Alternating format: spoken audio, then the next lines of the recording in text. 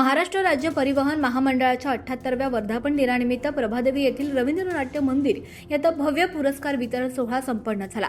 परिवहन मंत्री प्रतापराव सरनाईक यांच्या अध्यक्षतेखाली हा कार्यक्रम पार पडला। या सोहळ्यास एसटी बस महामंडळाचे उपाध्यक्ष माधव कुसेकर, मुख्य सुरक्षा आणि दक्षता अधिकारी प्रियांका नारनवरे, महाव्यवस्थापक चेतन हसबनीस तसंच महाव्यवस्थापक नितीन मैंद यांसह अनेक मान्यवर अधिकारी उपस्थित होते।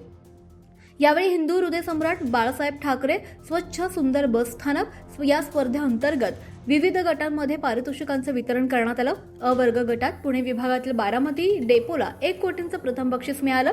ब वर्ग गटात भंडारा विभागातील लाखणी डेपोला 50 लाखांचं बक्षीस मिळालं, तर क वर्ग गटात अहिल्यानगर विभागातील अकोले बस स्थानकाला 25 लाखांचं बक्षीस मिळाल्याचं सांगण्यात आलंय।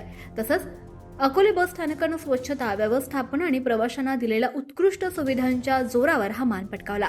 या यशामागे विभाग नियंत्रक राजेंद्र जगताप, आगार प्रमुख सुरेश दराडे, स्थानक प्रमुख सागर सांगळे, आगार लेखाकार योगेश वाघमोडे तसंच सागर लोखंडे, अशोक फापाले, बबन कर्णिक, गावडे, तुकाराम मेंगाळ, कविता नागरे, धनश्री बंबाळे आदी कर्मचाऱ्यांचे मोलाचे योगदान लाभलंय।